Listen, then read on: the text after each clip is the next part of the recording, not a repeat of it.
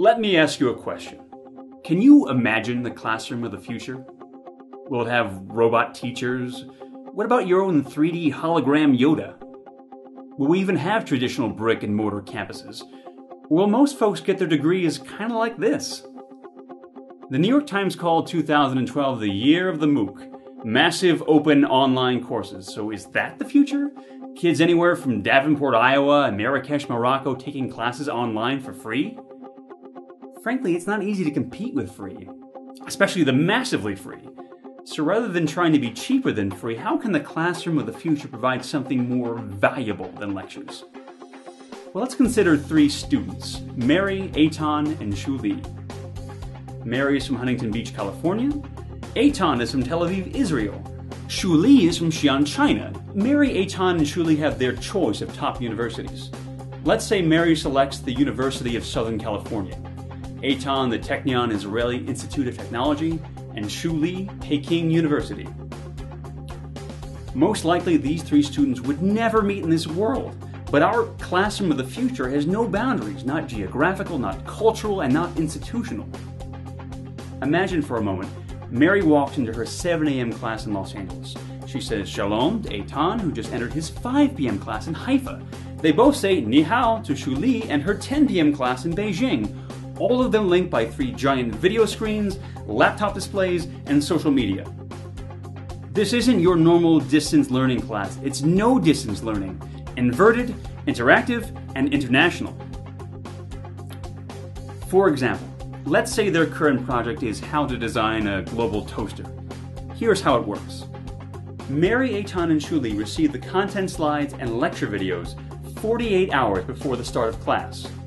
As they study the materials at home, they answer a quiz, post discussions on the community message board, and give feedback on the content through a specially designed pain index. The pain index is exactly what it sounds like. How painful was slide 10? How much intellectual anguish did part 2 of the video cause you? All 54 students from 3 campuses rate the slides from 1 to 10. The e-learning system makes recommendations like, Mary, you should help Shu Li on slides 1 through 3. Shu Li, you should help Mary on slides 9 and 10. All of this is done 2 days before the class. 24 hours before class, all of that feedback is aggregated for the professor. The professor then uses this to maximize the student's pain. Wait, no, that's not right. They use the feedback to help plan the actual classroom interaction. So now it's the actual day of class. We've got 54 students, remember?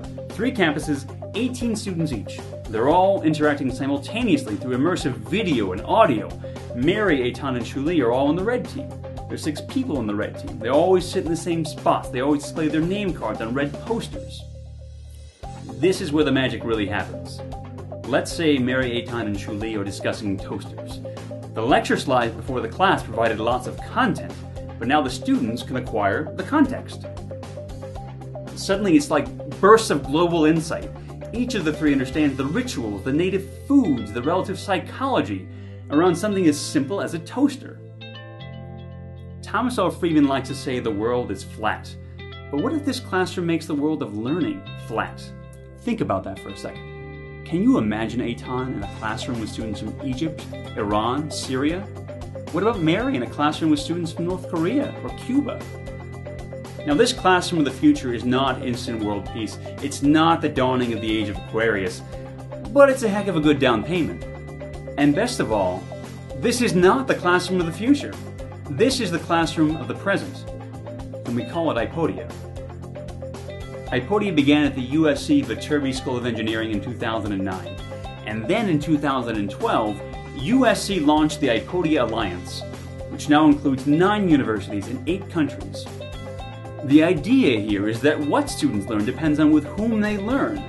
So why not learn from the very best peers from all corners of the earth?